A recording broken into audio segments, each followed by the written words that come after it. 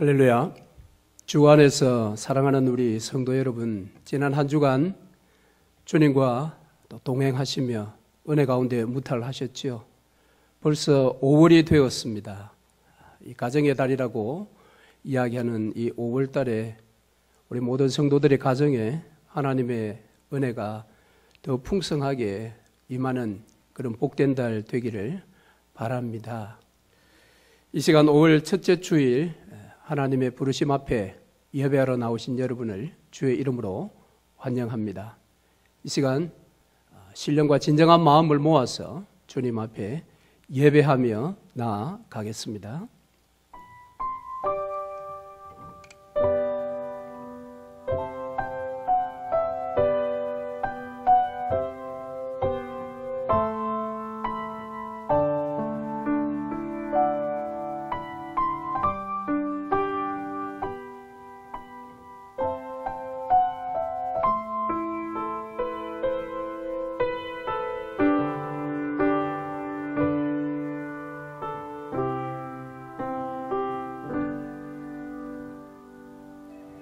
할렐루야. 내 영혼아 여호와를 찬양하라. 나의 생전에 여호와를 찬양하며 나의 평생에 내 하나님을 찬송하리이다. 아멘. 다 함께 신앙 고백 하시겠습니다. 전능하사 천지를 만드신 하나님 아버지를 내가 믿사오며 그 외아들 우리 주 예수 그리스도를 믿사오니 이는 성령으로 잉태하사 동정녀 마리아에게 나시고 본디오 빌라도에게 고난을 받으사 십자가에 못 박혀 죽으시고 장사한 지 사흘 만에 죽은 자 가운데서 다시 살아나시며 하늘에 오르사 전능하신 하나님 우편에 앉아 계시다가 저리로서 산자와 죽은 자를 심판하러 오시리라. 성령을 믿사오며 거룩한 공회와 성도가 서로 교통하는 것과 죄를 사하여 주시는 것과 몸이 다시 사는 것과 영원히 사는 것을 믿사옵나이다. 아멘. 다 함께 찬송 21장 찬송하겠습니다.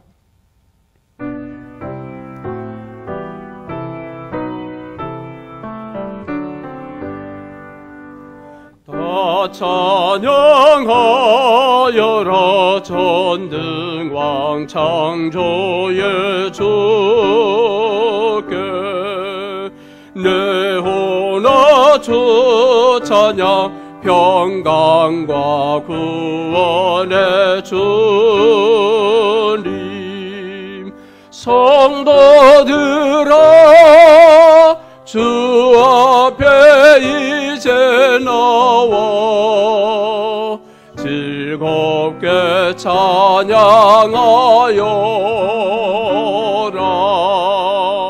다 찬양하여라. 놀라운 만유의 주께 포근한 날개 민들 품어 주시는 주님. 성도들아 주님의 뜻 안에서 내 소원 다 이루리라. 다 찬양하여라. 온 몸과 마음을 바쳐 이 세상 만물이 주 앞에 다 나와 찬양. 성도들아 기쁘게 소리 높여 영원히 찬양하여라.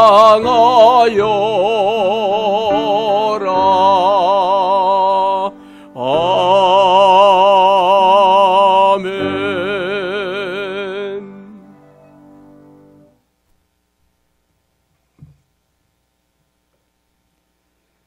나는 여호와를 향하여 말하기를 그는 나의 피난처요 나의 요새요 내가 의뢰나 하나님이라 하리니 이는 그가 너를 새 사냥꾼의 올무에서와 심한 전염병에서 건지실 것이미로다. 그가 너를 그의 깃으로 덮으시리니 내가 그의 날개 아래 피하리로다. 우리의 창조주이시며 우리의 구원자 되시는 하나님, 지난 한 주간의 저희들 삶 가운데도 간섭하시고 인도하여 주셔서 지금 이 시간 주님 앞에 찬양하며 예배할 수 있게 하신 그 은혜와 사랑에 감사드립니다. 비록 주님 전에 나오지 못해도 각자의 처소에서 하나님께 우리의 온 마음과 정성을 다하여 예배드립니다. 우리의 예배를 기쁘게 받아주시고 우리가 주님께 간절히 기도하는 기도를 들으시고 응답하여 주시옵소서. 코로나19로 인하여 온 세계가 어려움과 고통 가운데 있는 것을 잘 아시는 주님, 어두운 터널과 같은 고난의 시간들이 속히 지나가고 새로운 희망의 햇살을 바라보게 하옵소서. 코로나19로 인하여 많은 희생자들이 생겨났으며 지금도 많은 확진자들과 사망자들이 나오는 가운데 있습니다. 희생자들과 그들의 가족들을 위로하여 주시고 환자들이 속히 회복되게 은혜를 내려 주시옵소서.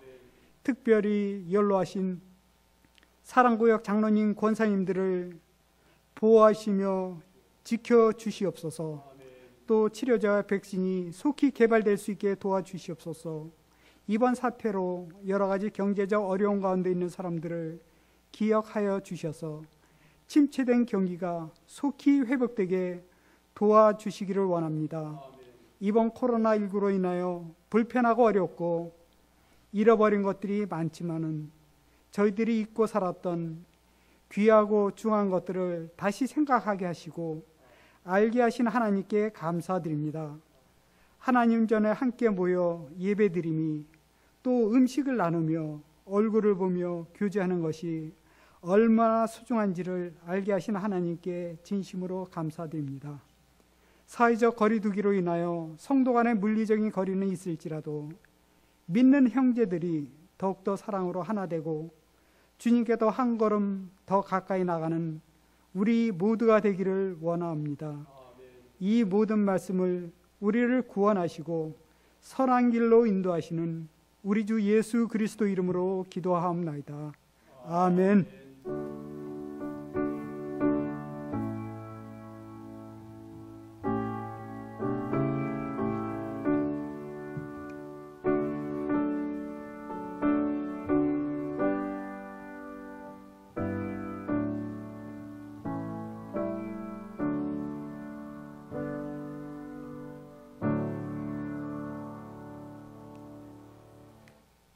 하나님 말씀 보겠습니다. 요한복음 20장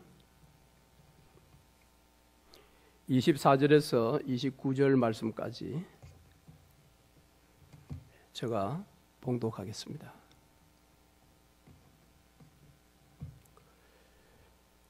열두 제자 중에 하나로서 디두모라 불리는 도마는 예수께서 오셨을 때에 함께 있지 아니한지라. 다른 제자들이 그에게 이르되 우리가 주를 보았노라 하니 도마가 이르되 내가 그의 손의 못자국을 보며 내 손가락을 그 못자국에 넣으며 내 손을 그 옆구리에 넣어보지 않고는 믿지 아니하겠노라 하니라. 8해를 지나서 제자들이 다시 집안에 있을 때에 도마도 함께 있고 문들이 닫혔는데 예수께서 오사 가운데 서서 이르시되 너희에게 평강이 있을지어다 하시고 도마에게 이르시되 내 손가락을 이리 내밀어 내 손을 보고 내 손을 내밀어 내 옆구리에 넣어보라. 그리하여 믿음 없는 자가 되지 말고 믿는 자가 되라. 도마가 대답하여 이르되 나의 주님이시요 나의 하나님이시니이다. 예수께서 이르시되 너는 나를 본고로 믿느냐? 보지 못하고 믿는 자들은 복되도다 하시니라. 아멘. 이 시간 우리 다 함께 찬양하겠습니다. 나의 주, 나의 하나님.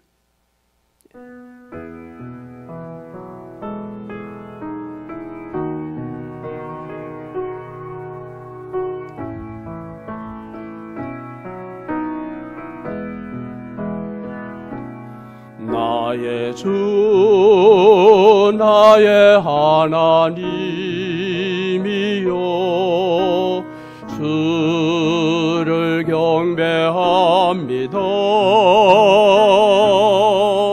주 사랑하는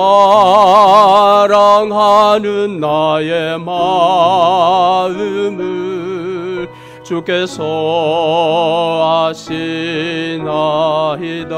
나의 주 나의 하나님, 나의 주 나의 하나님이여,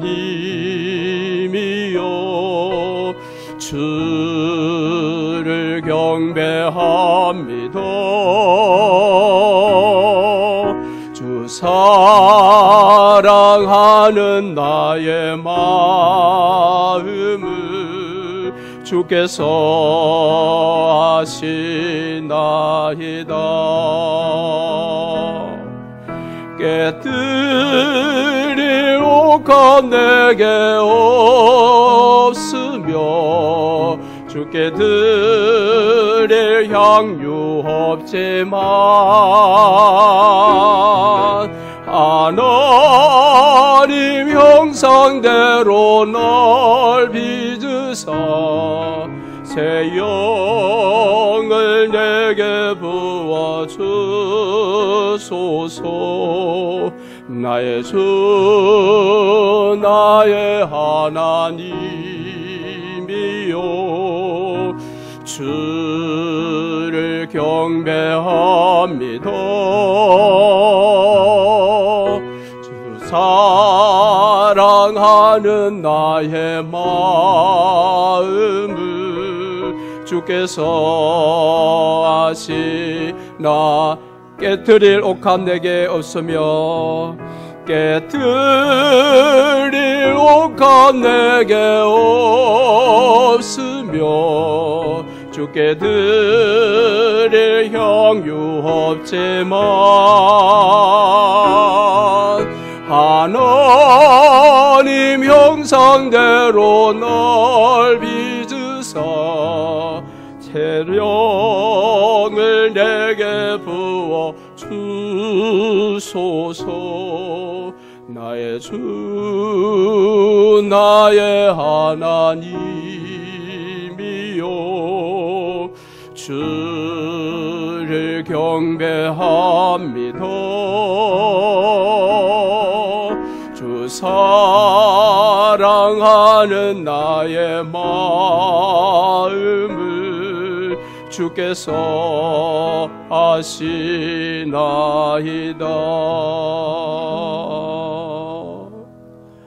아멘. 여러분, 사연 없는 고백을 들어보신 적이 있으십니까? 모든 사람들의 고백에는 다 각각의 사연이 있습니다. 또 그 사연이 어떠한가에 따라 이 고백의 무게가 서로 달라집니다. 그래서 때로는 어떤 고백은 지극히 가볍기도 하고요, 또 어떤 고백은 지극히 무겁기도 합니다. 또 어떤 고백은 매우 순결하고 우리의 마음에 아름다움의 꽃을 피워주기도 합니다. 그래서 사람들은 쉽게 할 수 있는 이런 대화가 있음에도 불구하고 굳이 시간이나 장소나 때로는 얼굴을 다른 빛깔로 하면서 또 말의 어떤 톤이나 이 음색을 달리 하면서까지 진솔한 고백들을 합니다. 그래서 이 사랑이 담겨 있는 고백을 들으면 우리의 마음은 언제나 따뜻하게 됩니다. 그래서 앞뒤 잘 재지 아니하고 그 고백에 감동이 되기도 하고요. 때로는 참회의 탄식을 들으면 마음이 울컥할 때가 있고 함께 공감이 되기도 합니다. 때로는 고발과 같은 그런 고백에 분노가 담겨 있을 때에는 우리도 함께 그 고백을 들으며 몸을 부르르 떨기도 합니다. 이처럼 어떤 고백들은 종종 우리에게 이 전염병과 같은 효과를 일으키기도 합니다. 그래서 오늘 저는 여러분들과 함께 선한 의미에서의 이 전염병 효과를 일으키는 성경의 한 고백에 대한 이야기를 나누어 보려고 합니다. 그래서 우리도 그 고백에 함께 동화되어 그 고백을 하나님께 올려드리는 그런 시간 되기를 바랍니다. 오늘 본문 바로 앞부분에 보면 안식 후 첫날, 요즘에 지금 주일이죠. 주일 저녁에 제자들이 문을 꽁꽁 닫고 함께 숨어 있듯이 모여 있었습니다. 왜냐하면 사흘 전에 죽으셨던 예수 그리스도, 십자가에 그 처형당한 예수의 그 어떤 불똥이 자기들에게 튀지 않을까 하는 두려움 때문에 그들은 문을 꼭 걸어 잠그고 함께 모여 있었습니다. 아무도 문을 열어준 적이 없습니다. 그런데 예수께서 그들에게 나타나셨습니다. 그리고 너희에게 평강이 있을지어다 라고 말씀하시며 예수께서 당신의 손에 난 못자국과 옆구리에 찬 자국의 모습을 그들에게 보여주었습니다. 그때서 이 제자들은 바로 그가 부활을 약속하셨고 정말 그 약속대로 사흘 만에 다시 살아나신 예수 그리스도라는 사실을 정확하게 알게 되었습니다. 그들은 매우 기뻤습니다. 그런데 공교롭게도 그 자리에 오늘 본문의 주인공 도마가 없었습니다. 요한은 이 도마를 디두모라 하는 도마라고 그의 이름을 밝히고 있는데요. 이 디두모 또 도마 둘 다 단어의 뜻은 쌍둥이라는 단어의 뜻입니다. 그런데 이 디두모는 헬라어의 이름이고요. 이 도마는 아람어의 이름이라고 합니다. 이 도마가 그 자리에 없었기 때문에 뒤에 그 제자들로부터 이야기를 들었을 때에 그는 믿지 못하겠다라고 그렇게 이야기를 합니다. 25절에 보니까 내가 그의 손의 못자국을 보며 내 손가락을 그 못자국에 넣으며 내 손을 그 옆구리에 넣어보지 않고는 믿지 아니하겠노라 그랬습니다. 어떻게 보면 굉장히 불신앙처럼 보이는 발언입니다만은 이것은 당시 예수 그리스도의 부활을 보지 못했던 또 예수 부활을 경험하지 못했던 그 일반적인 사람들의 생각을 대표하는 말이라고 할 수가 있습니다. 그렇기 때문에 단지 믿음이 없어서 그런 말을 했다라고 비난할 수 없습니다. 사실 그 부활의 예수를 보기 전까지 모든 제자들도 동일하게 도마처럼 생각했기 때문입니다. 오히려 아무 생각 없이 아무런 근거 없이 무조건 믿으라라는 그런 어떤 광신으로 전락하는 것보다는 그에 대한 분명한 질문을 던지는 것은 때로는 옳기도 합니다. 자, 그렇게 이야기했던 이 도마에게 26절부터 오늘 본문의 반전의 사건이 일어나게 됩니다. 자, 오늘 본문의 시간은 8일이 지난 후라고 이제 밝히고 있는데 이 8에 8일이라는 것은 당시에 이 유대식 시간 계산의 방식인데요. 그것은 유대인들의 시간 계산 방식은 당일을 하루로 치는 것입니다. 그러니까 실상은 7일이지요. 우리는 날수를 셀 때 오늘부터 세는 것이 아니라 다음 내일부터 세는데 유대식의 시간 계산 방식은 그날부터 헤아리게 됩니다. 그러니까 부활하신 예수가 문을 잠근 제자들에게 나타나셨던 그날이 안식 후 첫날, 즉 예수께서 부활하신 주일이라면 오늘 8일이 지난 후 이날도 주일인 것입니다. 안식 후 첫날인 것입니다. 그러니까 한 주가 지났다라는 겁니다. 예수께서 제자들에게 나타나셨던 그 일이 있은 한 주 뒤에 도마가 있는 제자들 가운데 예수께서 동일하게 나타나셨습니다. 그리고 동일한 인사를 합니다. 너희에게 평강이 있을지어다 라고 축복의 말씀을 주시고 도마에게 당신의 손을 보여주며 옆구리를 보여주며 27절 말씀에 이렇게 말씀하십니다. 너가 손을 내밀어 내 손의 못자국을 보며 내 옆구리를 보라는 것입니다. 그러시면서 27절에 믿음 없는 자가 되지 말고 믿는 자가 되라. 그렇게 예수께서 도마에게 말씀하셨습니다. 자, 그러면 의심했던 이 도마, 과연 예수께서 말씀하신 이 말씀을 듣고 예수님의 상처난 손의 못자국과 옆구리에 과연 손을 대어 보았을까요? 오늘 성경은 그것을 확인해 주지 않습니다. 이유는 그것이 별로 그렇게 중요한 문제가 아니다라고 판단한 것 같습니다. 그러나 우리가 생각할 때에 아마 도마는 손을 대지 않았을 것입니다. 오히려 그는 28절에 다음과 같이 고백합니다. 나의 주님이시요 나의 하나님이시니이다 라고 고백을 했습니다. 여러분이 이 도마의 고백은 매우 중요한 고백인데요. 이 도마의 고백의 무게는 도대체 어느 정도일까요? 사실 성경에 보면 도마에 대한 관련 기록은 별로 없습니다. 공관 복음서에서도 보면은 12제자의 이름이 나타날 때에 도마 이름이 그저 나타날 뿐이지 도마에 대한 다른 어떤 언급이 없다라는 것입니다. 그런데 유독 이 요한복음에서는 도마에 관련된 사건이 4번이나 기록되어 있습니다.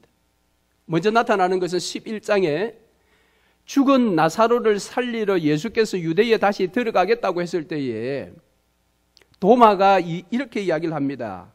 11장 16절에 우리도 주와 함께 죽으러 가자라고 이야기하는 도마의 모습이 11장에 나타납니다.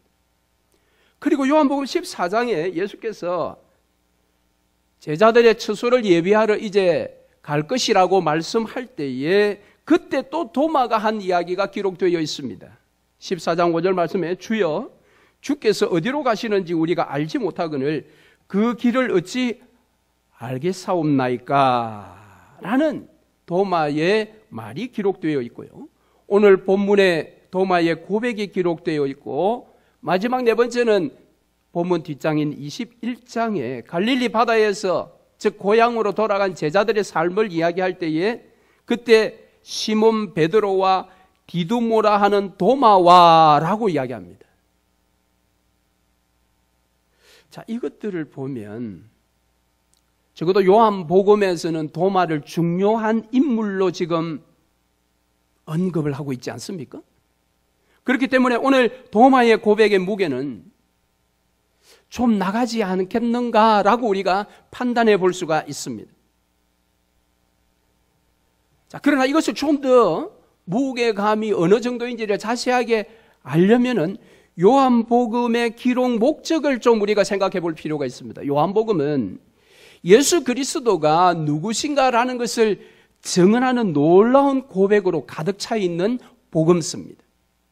그래서 1장 1절 말씀부터 그분은 말씀이시다라고 소개를 하고 있고 1장 3절에서는 그분은 세상을 창조하신 창조주이시다라고 그렇게 소개를 하면서 많은 예수 그리스도의 정체에 대하여 고백들이 기록되어져 있다가 요한복음의 결론부라고 이야기할 수 있는 이 20장 오늘 본문에 이르기까지 수많은 고백들이 기록되어 있습니다. 그러나 그 수많은 고백들 가운데 오늘 이 도마의 고백이 가장 탁월한 고백이다라는 것을 성경학자들은 이구동성으로 주장합니다. 왜냐하면 이 요한복음을 통해서 성령 하나님께서 드러내시고자 하시는 것은 예수가 바로 창조주이신 야훼 하나님이시다라는 것을 알려주기 위한 목적이 있기 때문에 그렇습니다. 그래서 오늘 여기 도마가 나의 주님이시다라고 했을 때 이 주라는 표현은 하나님의 이름인 전통적인 유대가 가지고 있는 전통적인 이름 야훼, 야훼라는 이름을 유대인들은 직접 발성하는 것을 두려워했다고 합니다. 그래서 야훼라는 이름 대신 다른 하나님의 이름을 그들이 하나 가지고 있었는데 그것이 무엇인가 하면 히브리어로 아도나이라는 말입니다. 아도나이. 즉 이 말의 그 뉘앙스는 이렇습니다. 우리 한국 문화에서도 누군가가 부모님의 조남을 이렇게 여쭈어 보면 부모님의 조남인 이 세 철자를 한꺼번에 이야기하지 않습니다. 그래서 한자, 예를 들어 충자, 기자입니다. 이렇게 우리가 언급하지 않습니까? 마찬가지로 이 유대인들은 야훼 하나님을 호칭할 때에 야훼라고 그렇게 부르지 않고 아도나이라고 불렀던 것입니다. 그런데 바로 그 아도나이가 헬라어로 퀴리오스, 즉 주라는 단어입니다. 그러니까 오늘 이 도마의 고백은 3일 만에 부활하신 예수 그리스도가 누구이신가를 가장 정확하게 표현한 고백이 될 수밖에 없습니다. 요한복음 1장부터 20장에 이르기까지 아무도 고백하지 않았던 바로 창조주이신 야훼 하나님에 대한 고백을 이 도마가 오늘 본문에서 성령 하나님의 도우심을 통하여 고백하게 된 것입니다. 그래서 제임스 몽고메리 보이스 박사님은 이 고백이 요한복음의 최정점이다, 그렇게 말씀하셨습니다. 자, 그러므로 도마의 나의 주, 나의 하나님이라는 이 고백의 무게는 엄청난 무게를 가지고 있습니다. 어쩌면 복음서에서 가장 위대한 고백이라고 하는, 그래서 오늘날 교회론의 기초를 만들어 주었다라고 하는 베드로의 고백, 마태복음 16장 16절, 주는 그리스도시요 살아계신 하나님이시니이다라는 이 베드로의 신앙 고백과 급을 같이 하는 그런 고백이다라고 말씀드릴 수가 있습니다. 그런데 재미있는 것은 베드로는 이 고백을 통하여 엄청난 영예를 얻었습니다.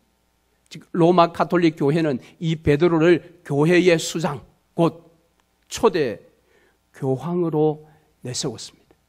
그런데 동일한 급인 위대한 신앙을 고백했던 도마는 별명이 무엇입니까? 의심 많은 도마입니다. 어쩌면 도마는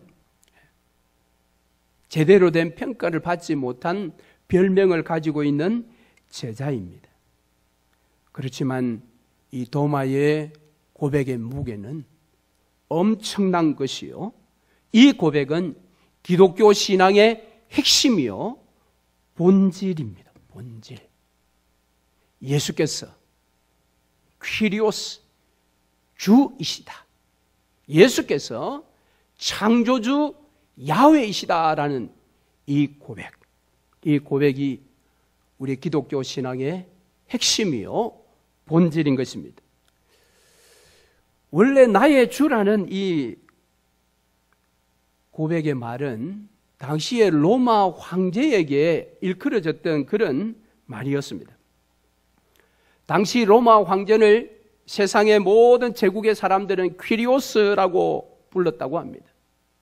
주님이라고 불렀다라는 것이지요. 그런데 초기 기독교인들은 놀랍게도 절대 권력을 가지고 있으며 사람들의 생사 여탈권을 쥐고 그것을 행사하는 로마 황제가 아니라 부활하신 예수가 진정한 퀴리오스라고 그렇게 고백하고 있는 것입니다. 오늘 우리 기독교인들도 이런 신앙으로 살아가야 하지 않겠습니까? 예수를 나의 인생의 주로, 나의 퀴리오스로 고백하며 살아야 합니다. 그런데 여러분, 이 고백이 과연 현실성이 있는 고백일까요? 그저 하나님 앞에서만 이런 고백이지 우리의 현실의 삶에서도 진정 예수가 퀴리오스, 부활 예수가 나의 주이신가를 한번 생각해 볼 필요가 있습니다. 누군가는 사람이 돈을 움직이는 것이 아니라 돈이 사람을 움직인다라고 주장합니다. 과연 그렇습니까? 오늘 우리 자신들의 생각이나 우리 자신의 가치관, 우리 자신들의 어떤 그 세계관을 지배하고 있는 힘이 무엇인가를 우리가 한번 생각해 보면 그 말이 사실인지 사실이 아닌지를 알 수 있지 않겠습니까? 안타깝게도 실제 이 세상은 그 힘에 의하여 굴러가고 있습니다. 그래서 현대인들은 세속적인 힘, 즉 경제 만능주의, 그리고 제국주의, 그래서 권력과 명예를 숭배하는 일에 있어서 현대인들은 자유롭지 못합니다. 예수님을 나의 주, 나의 하나님이라고 고백했던 초기 기독교인들의 처한 상황도 별반 다르지 않았을 것입니다. 로마 황제를 당시의 모든 제국의 백성들이 퀴리오스라고 호칭하는 그 시절, 그리하여 그 황제가 휘두르는 권력과 제국의 질서에 순응하는 사람만이 구원을 받는 것처럼 느꼈던 그런 시절이었습니다. 그럼에도 불구하고 이 초기 기독교인들은 거대한 제국을 이끌고 있는 그 힘이 아니라 부활하신 예수 그리스도, 새로운 생명으로 약속대로 사흘 만에 부활하신 예수 그리스도, 그분을 자신의 주로, 자신의 퀴리오스라고 고백하였습니다. 여러분, 그들은 도대체 무엇을 근거로, 무슨 이유 때문에 이런 비현실적이며 좀 무리하게 보이는 이런 고백을 할 수 있었을까요?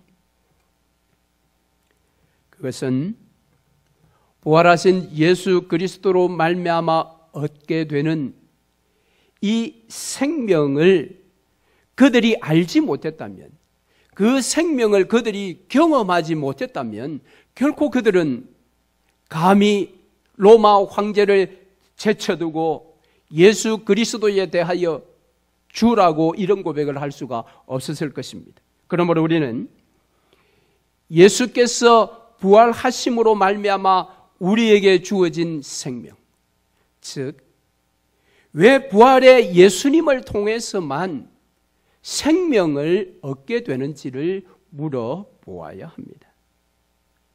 여러분, 그 대답이 무엇입니까?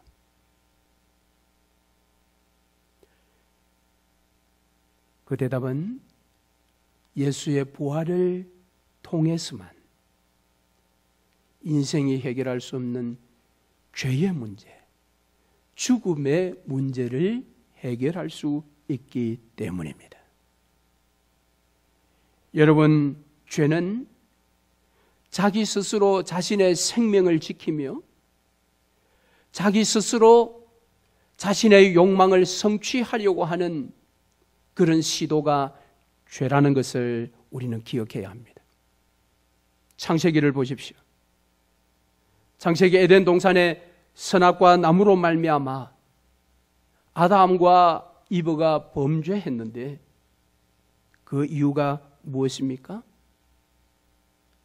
자신들의 힘으로 그들의 어떤 죄의 문제, 삶의 문제, 이런 것들을 해결해 보려고 시도했습니다. 물론 그들은 그 열매로 그들의 눈이 밝아졌다라고 합니다. 그렇습니다. 아담처럼 눈이 밝아지면 많은 지식을 얻을 수 있습니다. 그 지식이 그를 사회의 리더의 위치로 올려놓을 수 있습니다.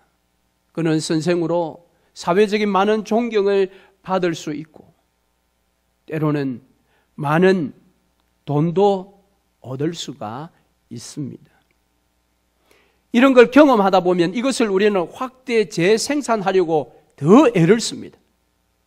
더 많은 지식을 추구하려고 하고 더 많은 명예를 가지려고 하고 더 많은 존경을 받으려고 하고 더 많은 돈을 가지기 위해서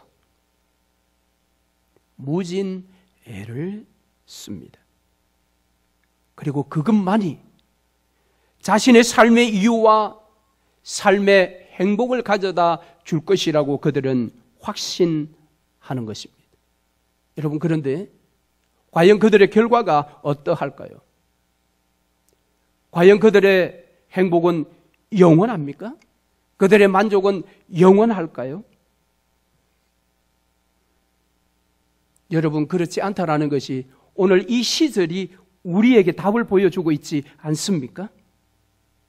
현대인들을 행복하게 해주었고 현대인들을 만족하게 해주었던 지금까지 우리의 삶의 근간을 이루어 우리의 행복의 기초가 되었고 우리의 만족의 뼈대가 되었던 세상의 지구화, 세상의 도시화, 세상의 금융화, 이 모든 것들이 지금 다 무너지고 있다라는 것 아닙니까?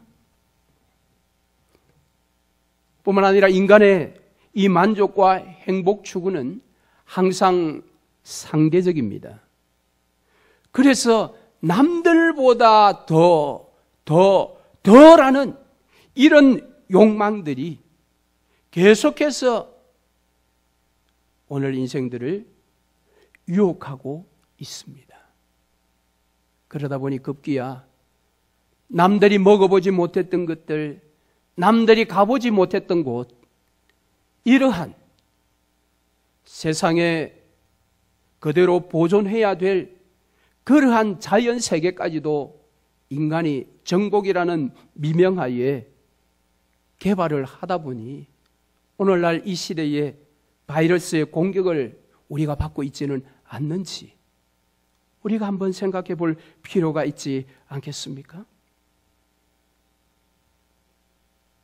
그렇기 때문에 예수 부활로 인한 이 생명으로, 그 생명의 힘으로 이와 같은 죄의 욕망의 고리를 끊어내지 못한다면 우리는 오늘 코비드19 사태를 완전하게 해결한다 할지라도 또 다른 새로운 바이러스의 공격 앞에 우리의 일상이 또다시 무너질 가능성이 없다고 누가 장담할 수가 있겠습니까? 그렇기 때문에 우리의 눈은 범죄한 아담의 눈이 밝아진 것과는 다른 그 밝아짐이 우리에게 필요합니다. 지난주 엠마오로 가던 두 제자의 눈이 부활하신 예수 그리스도로 말미암아 밝아졌던 것처럼 그런 눈이 우리에게 필요합니다. 그래야만 우리의 삶에 찾아오고 있는 삶의 근심과 두려움, 이 모든 것들이 사라질 것이고 우리로 하여금 생명의 길 예루살렘으로 제대로 달려갈 수 있을 것입니다. 아담의 눈 밝음은 욕망으로 인한 죽음이었지만 엠마오 길의 두 제자의 밝음은 부활로 말미암은 생명이었습니다. 세상이 그렇게 자랑스럽게 생각했던 아담의 길, 그 길은 여러분 기껏해야 상대적인 만족과 행복이라는 것을 여러분 잊지 마시기를 바랍니다. 참된 생명이 아닌 그 어떠한 길이라 할지라도 그 길은 언제나 상대적인 것에 매달리게 되어 있습니다. 남보다 내가 조금 나으면 나는 행복해지는 것입니다. 그래서 좀 어려운 나라에서 행복했던 사람도 더 나은 나라로 이민해 와 있으면 거기에서는 절대적인 가난을 그가 느끼게 되는 것입니다. 왜 그렇습니까? 생명의 길 아닌 다른 길은 다 상대적인 복의 길이기 때문에 그렇습니다.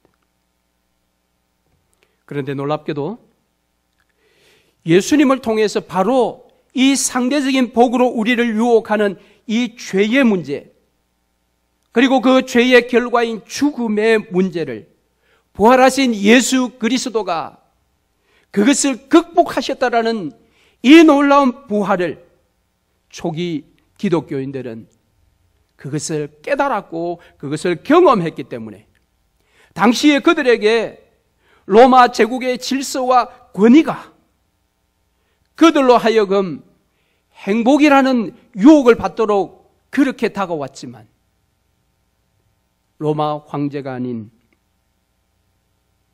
예수 그리스도를 자신들의 퀴리오스라고 고백할 수가 있었습니다. 우리 기독교 신앙의 선배들은 바로 그런 길을 걸어온 사람들입니다. 저와 여러분도 그 길을 걸으실 수 있기를 바랍니다. 자, 나의 주 나의 하나님이라는 이 도마의 고백을 들으신 예수님께서 오늘 본문 29절에 이렇게 말씀하셨습니다. 너는 나를 본고로 믿느냐? 보지 못하고 믿는 자들은 복되도다 그랬습니다. 이 말씀은 약간 듣기에 도마에 대한 책망처럼 들리기도 합니다만은, 왜냐하면 어떤 체험적인 것을 도마가 원했기 때문에 좀 오해가 됩니다만은, 이 말씀은 도마에 대한 책망이 아닙니다. 앞서 말씀드린 것처럼 도마의 그 믿음은 다른 어떤 제자들과 동일한 믿음이요, 또 베드로와 같은 급의 신앙 고백을 한 것들로 볼 때에 결코 그것은 단순한 책망의 말씀이 아니라는 것입니다. 더구나 이 말씀은 당시 예수님의 부활을 직접 보지 못했던 초기 기독교인들의 어떤 상황을 배경으로 해서 조금 이해할 필요가 있습니다. 자, 이 요한복음은 AD 90년에서 100년간에 기록된 책입니다. 그렇다면 그 당시에는 예수 그리스도의 부활하심을 직접 보았던 사도들도 다 세상을 떴고요, 아무도 부활하신 예수를 직접 본 사람이 없는 시절이었습니다. 자, 그럴 때에 부활신앙을 계속해서 갖는다라는 것은 상당히 믿음이 흔들릴 만한 그런 때였다라는 것입니다. 그래서 세상의 어떤 공격 앞에서 그들 스스로 생각할 때 뭔가 우리에게 1% 부족한 것이 있지 않는가? 우리는 부활하신 예수를 보지 못했는데 이것을 감히 우리가 견딜 수 있을까? 이길 수 있을까라는 그러한 흔들리는 마음들이 그들 가운데 있을 수 있었습니다. 그래서 이 요한은 오늘 본문의 말씀을 통하여 그렇지 않다라고 그들을 격려하고 있습니다. 비록 당신들은 보지 못하고 믿는다 할지라도 너희들의 그 믿음은 보고 믿었던 사도들의 믿음과 별반 차이가 없다라는 것입니다. 동일한 믿음이라는 것입니다. 아니, 보지 않고 믿는 너희가 더 복 있는 사람이다라고 지금 주장하고 있는 것입니다. 왜 그렇습니까? 여러분, 부활신앙이라는 것은 부활하신 예수 그리스도를 직접 경험하고 얻을 수 있는 신앙임에 분명합니다. 그러나 성천하신 예수 그리스도께서 더 이상 제자들과 그 이후의 모든 기독교인들을 만날 수 없기에 그분은 성령 하나님을 우리 가운데 보내어 주셨습니다. 그리고 약속대로 부활하신 예수 그리스도의 그 생명의 말씀을 듣는 모든 자들에게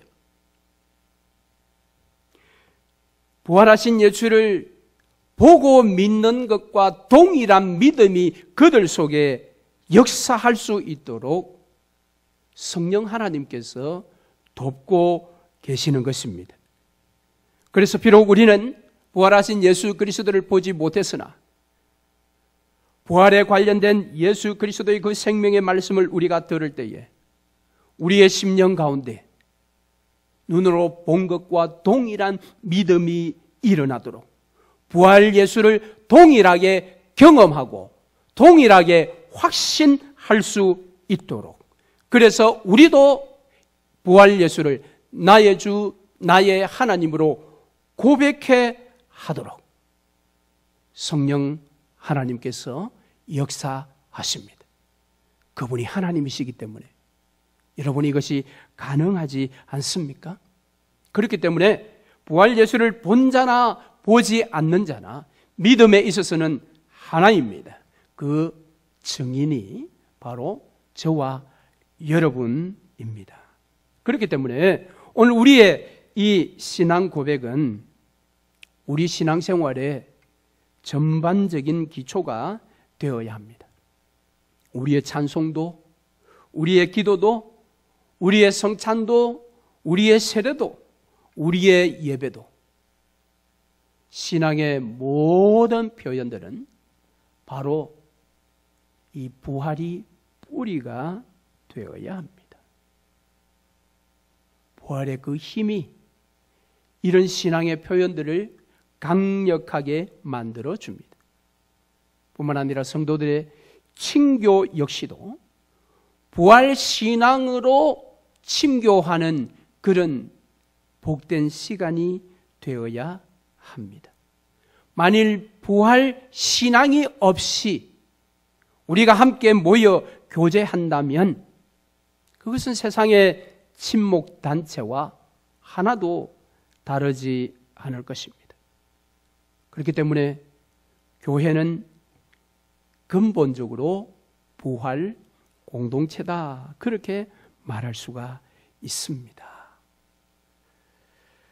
자, 그래서 이 도마는 부활 생명을 지금 경험한 이후에 의심 많은 제자 도마라는 이런 별명에서부터 놀랍게도요, 전승에 의하면 이 도마는 오순절 성령 강림 이후에 홀로 인도에 가서 복음을 전하다가 결국 순교했다, 그런 말이 있습니다. 그 부활 신앙을 경험했던 다른 제자들은 사도행전 30년의 역사를 보면 세상이 감당치 못한 삶을 살아내었습니다. 이 모든 것이 나의 주, 나의 하나님이라는 신앙 고백에 힘을 불어넣어 주었던 부활의 생명인 것입니다. 말씀을 맺겠습니다. 우리 사랑하는 성도 여러분, 나의 주, 나의 하나님, 이 고백을 하시고 살아가십니까? 만일 우리 모두 말씀을 통하여 성령 하나님의 도우심으로 부활 신앙으로 궁극적인 부활의 생명을 경험했다면 도마의 그 고백은 저와 여러분의 고백이 분명합니다. 이 고백은 우리의 삶의 어떤 근심도 두려움도 다 이기게 할 뿐만 아니라 도마처럼 땅끝까지 정인되는 삶을 살아가도록 만드는 힘과 능력이 있습니다.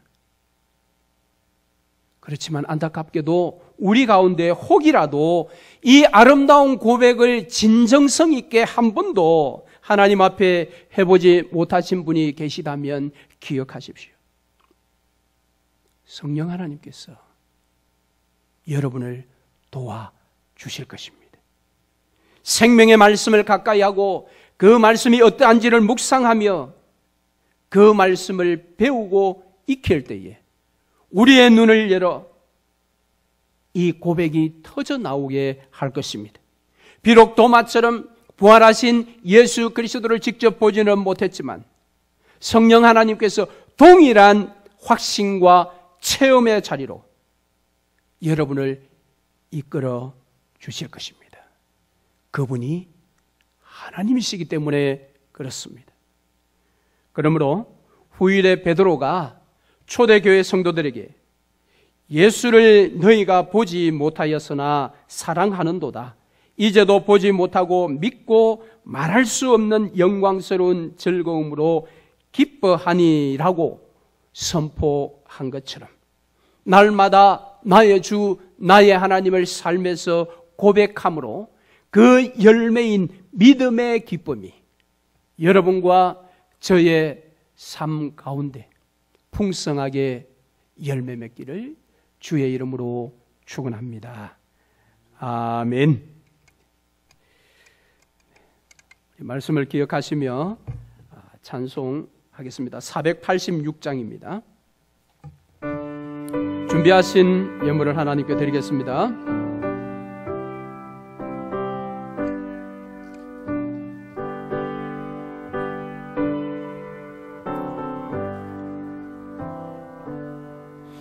이 세상에 근심된 일이 많고 참 평안을 몰랐구나.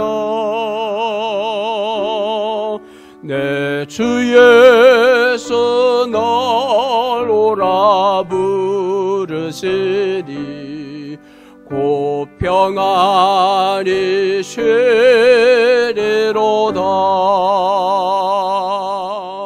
주 예수의 구원의 은혜로다. 참 기쁘고 즐겁구나. 그 은혜를 영원히 누리겠네. 곧 평안히 쉬리로다.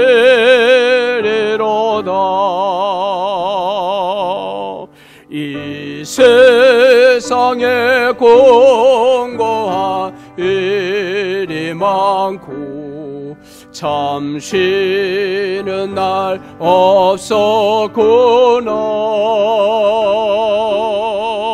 내 주 예수 날 사랑하시오니 곧 평안히 쉬리로다.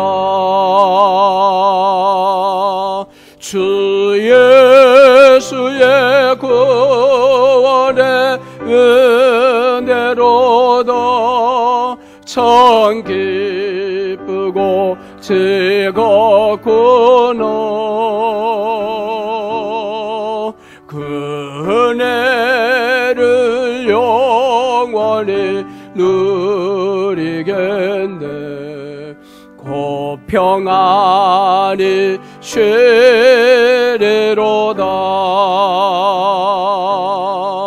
이 세상에 죄악된 일이 많고 참 죽을 일 쌓였구나. 내 주 예수 널 건져 주시오니 곧 평안히 쉬리로다. 주 예수의 구원의 은혜로다. 참 기쁘고 즐겁구나. 그 은혜를 영원히 누리겠네. 곧 평안히 쉬리. 2절합니다. 이 세상에 공고한 일이, 이 세상에 공고하이 참 쉬는 날 없었구나. 내 주 예수 날 사랑하시오니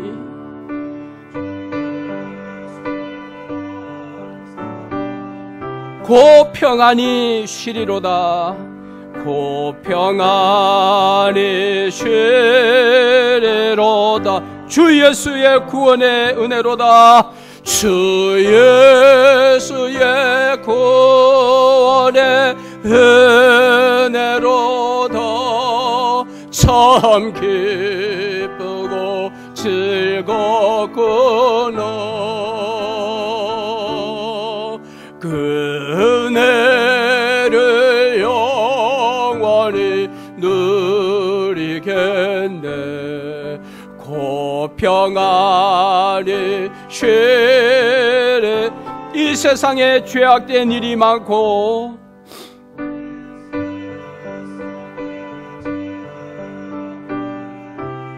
참 죽을 일 쌓였구나.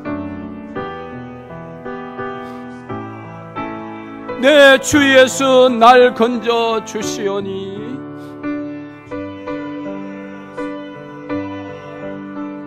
고 평안히 쉬리로다.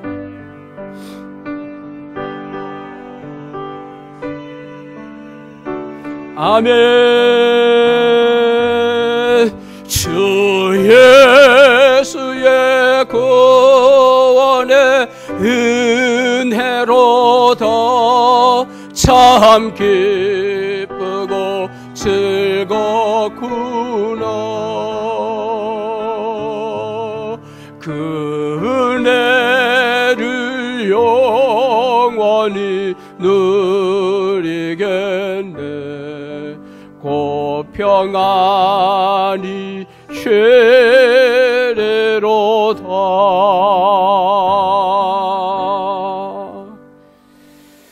아멘.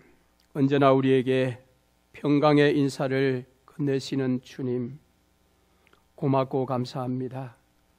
오늘도 주님 앞에 예배할 수 있는 믿음을 주셔서 아버지 하나님 참으로 감사합니다.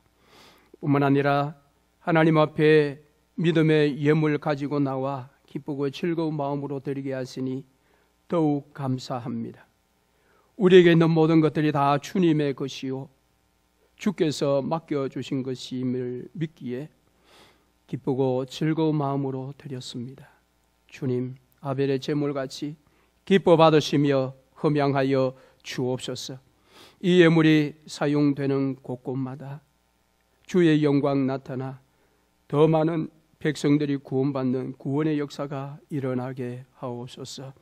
그린 손길들을 하나님 다 기억하여 주시고 저들의 가정과 자녀들의 삶을 지켜주실 뿐만 아니라 이 힘들고 어려운 때에 저들의 삶의 터전을 주의 강한 오른손으로 붙드셔서 책임져 주시고 하늘의 양식을 하나님 더하여 주시옵소서. 이 모든 말씀을 우리 구주 예수 그리스도의 이름으로 기도드립니다. 아멘. 네, 교회 소식 함께 나누겠습니다.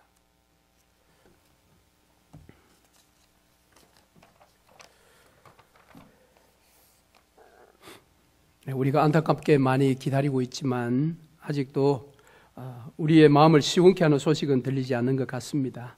그러나 믿음으로 조금 더 인내하시면 하나님께서 순식간에 우리의 일상을 다시 회복시켜 주실 줄로 믿습니다. 여러분 믿음으로 지치지 마시고 그날을 소망하시며 매일매일을 승리하시기를 바랍니다. 자, 지난주 우리가 함께 이야기를 좀 나누었는 것 같은데요. 5월달부터 수요일 날 온라인 수요 예배를 시작합니다. 5월 6일 수요일 저녁부터 요한계시록을 함께 나누려고 합니다. 방식은 카카오톡 라이브 방송을 제가 활용하려고 합니다. 그런데 듣기로는 인원이 약 한 40몇 명으로 이렇게 제한이 되어 있다고 하는데요. 어쨌든 한번 시도해 보도록 하겠습니다. 아마 방식은 매우 쉬울 것입니다. 화요일 저녁 즈음에 여러분께 안내를 자세하게 해드리도록 하겠습니다. 그래서 수요일 날 저녁 8시에 여러분 각자의 처소에서 수요 예배에 함께 참여할 수 있도록 제가 준비하도록 하겠습니다. 그리고 교회당 사용 중단 연장을 여러분 기억하시고 계속해서 기도하실 때에 5월 31일은 성령 강림 주일입니다. 우리가 부활절도 지키지 못했었는데요. 가능하면 성령 강림 주일은 오프라인 예배, 여러분 교회당에 나오셔서 함께 예배할 수 있도록 기도하며 준비하고 있습니다. 예배 부서를 조금 늘리더라도 그날은 꼭 하나님 앞에 성령 강림의 그 기쁨을 가지고 예배하려고 합니다. 여러분 기도를 부탁드립니다. 서로 간의 소식을 물으며 또 그리스도의 사랑을 나누시기를 바랍니다. 그리고 우리 십자가 은혜교회 성도 여러분, 담임 목사님 없이 힘들고 어려운 시절을 보내고 계신데 주께서 여러분을 붙드시고 또 힘 주실 줄로 믿습니다. 지치지 마시고 더 귀하신 목사님 모실 수 있도록 계속해서 여러분 기도해 주시기를 바라고, 우리 늘푸는 장로교회 성도들도 함께 기도해 주시기를 부탁을 드립니다. 여러분들 힘을 내시기를 바랍니다. 기도하겠습니다. 지금은 우리 구주 예수 그리스도의 은혜와 우리 아버지 하나님의 극진하신 사랑과 성령 하나님의 위로 충만 교통케 하심이 사랑하는 두 교회 성도들과 저들의 가정과 자녀들의 미래의 삶과 저들의 삶의 터전과 우리 늘푸른 장로교회와 십자가 은혜교회 위에 지금부터 영원토록 함께 있을지어다. 아멘.